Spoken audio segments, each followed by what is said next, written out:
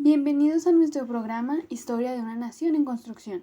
Yo soy Laura Astros y en nuestra sección Patria Boba, el día de hoy tendremos como invitadas a dos historiadoras expertas en historia colombiana, Lady Abril y Mariana Andae, con quienes hablaremos sobre dos sistemas de gobierno que permitieron la construcción de lo que conocemos hoy como la República de Colombia.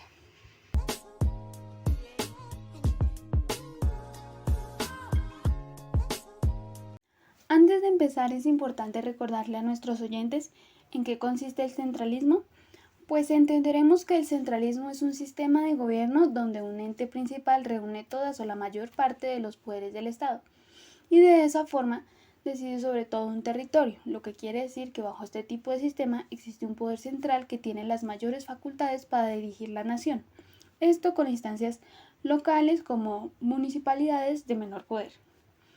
Por su parte, el federalismo es el modelo de organización política y territorial basado en la coexistencia y coordinación administrativa existente entre distintos territorios de diferentes culturas dependientes de un poder central que les deriva sus competencias.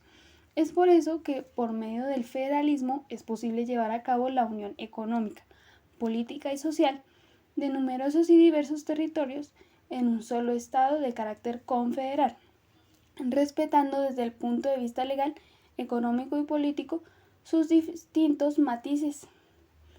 Para el caso específico de nuestro país, Colombia, los debates públicos sobre la descentralización siempre han desempeñado el papel de la interpretación de la experiencia del país como una nación independiente.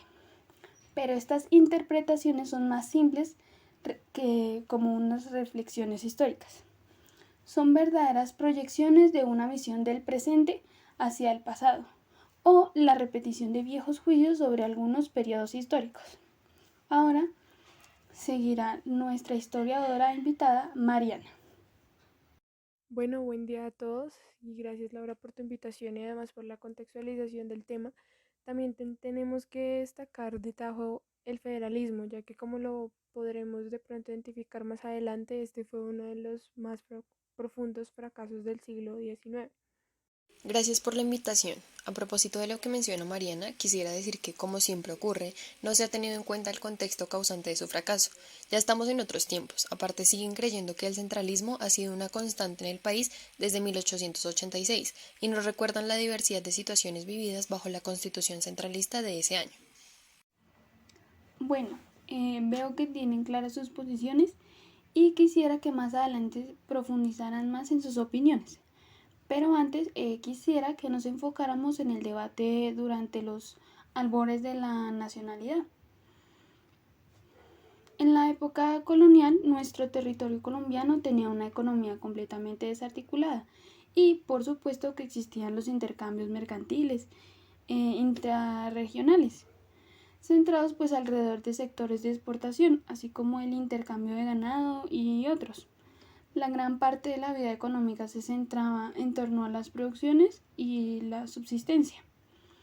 Pero también tenemos que hablar acerca de que esta economía correspondía a una realidad política específica, pues se da una escala de dominio económico por las oligarquías locales que se manifestaron como una segmentación de poder político, expresada por medio de cabildos, que como sabemos, estos se consolidan con la crisis del Imperio Español en el siglo XVII, en donde se desarrolla esta ideología que entendemos de criollo o americano.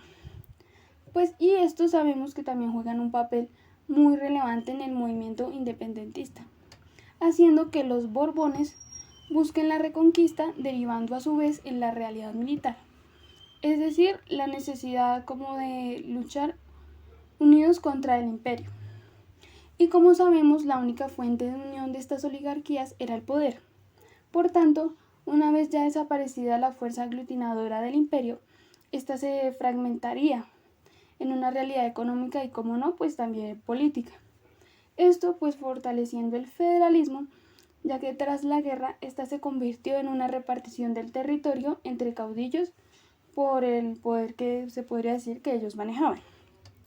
De allí que los primeros años de la República se clasificaron en federalismo debido a la desmembración del territorio y centralismo debido a la necesidad de lucha militar contra el imperio del entonces. Dándole continuidad a lo que acabas de decir, el federalismo logra expresarse desde mediados de siglo y tal como lo podemos ver, esto queda plasmado en algunas de las constituciones que tuvimos a lo largo de nuestra historia. La primera en 1853, promovida por radicales, liberales y conservadores. La segunda de 1858, que fue aprobada por un gobierno conservador. Y la tercera de 1863, donde el federalismo no fue solo una idea exclusiva de radicalismo, sino vista como un consenso nacional. El movimiento federal no era más que un intento de retomar el localismo de la patria boba. Al contrario, por ejemplo, en la Constitución de Río Negro, una de las más duraderas entre las constituciones federales, dividía al país en 9 estados, y en donde si analizamos los términos históricos, podemos ver que esta da un punto intermedio entre el localismo de la patria boba y el intento de crear una nación que aún no existía. Pero esta además tuvo buenas repercusiones, pues permitió que los conflictos entre localidades al interior de los estados no se convirtieran en conflictos nacionales. En otras palabras, se centraliza la guerra.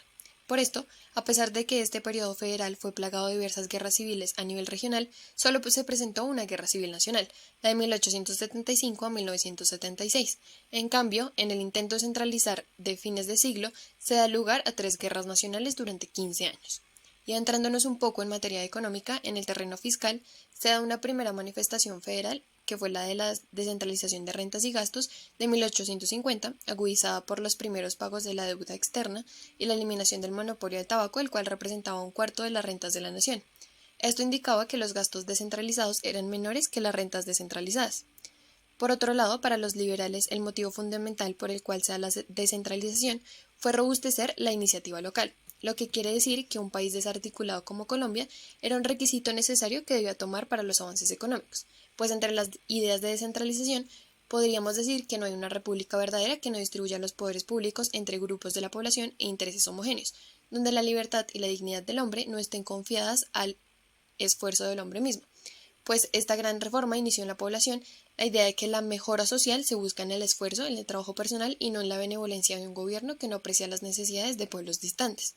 Sin embargo, y como lo veníamos mencionando, en términos fiscales podemos decir que esto fue un éxito rotundo, pues tuvo amplias virtudes o beneficios, los cuales se veían reflejados en el permitir una gran flexibilidad en los sistemas rentísticos de los estados que responden a diferentes condiciones e ideologías regionales, como por ejemplo en Antioquia, donde se explotaba plenamente en rentas de aguardiente, pero que se eliminó la contribución directa.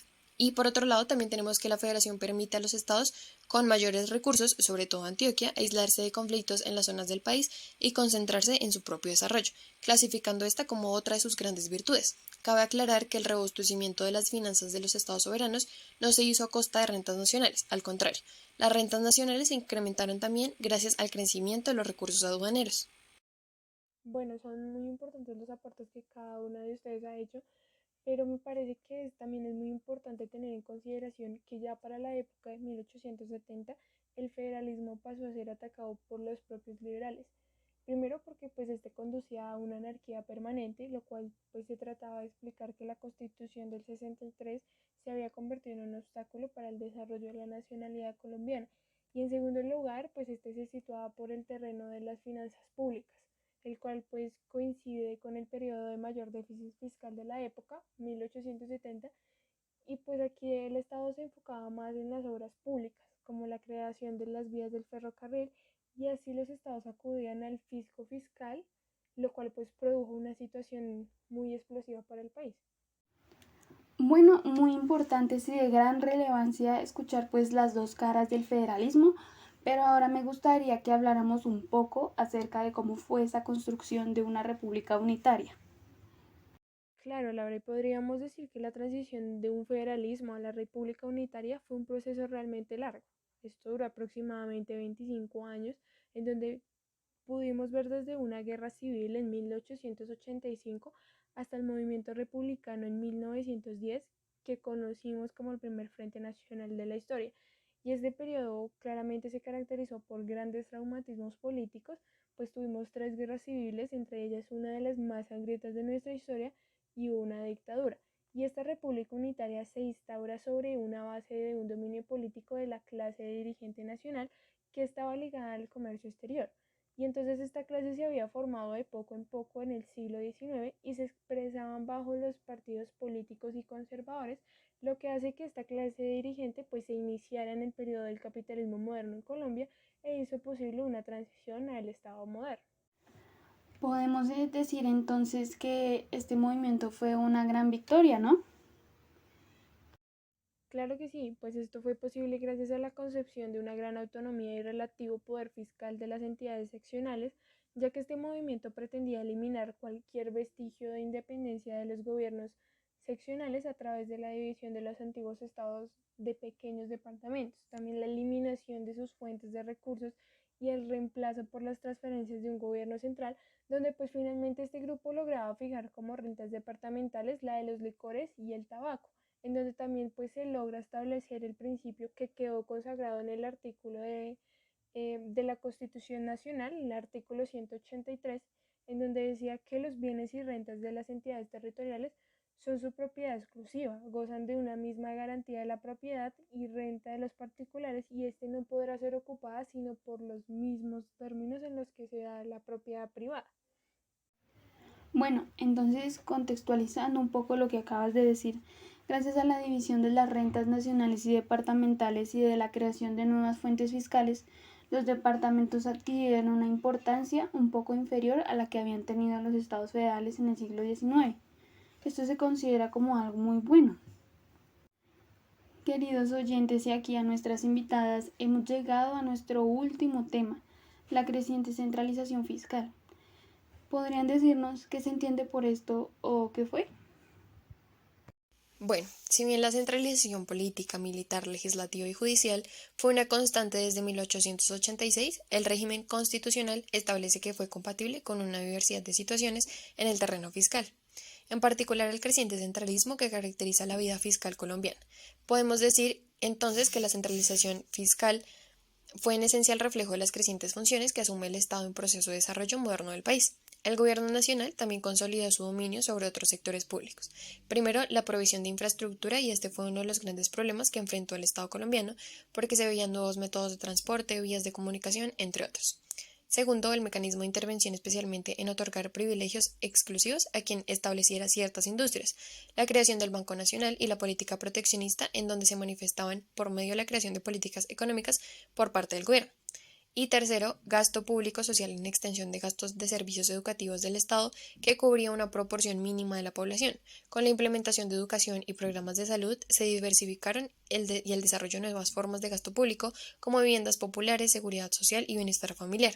La centralización se impuso en esta rama, pues estos fueron los últimos pasos en el proceso de centralización del Estado, dejando a los estados sin funciones económicas y convirtiéndolos en agencias políticas del gobierno nacional. Lo cierto es, queridos oyentes, que en un país desarticulado como Colombia, lo propio es buscar la mejora social en el esfuerzo, en el trabajo personal de los mismos que la desean. Y algo que pues pude inferir, o creo yo, de lo que el día de hoy nuestras invitadas nos compartieron y se podría decir como a modo de conclusión, y ya para cerrar el capítulo de hoy, es que se tiene la posibilidad de repensar el sistema de gobierno, teniendo en cuenta el contexto en el que nos encontramos.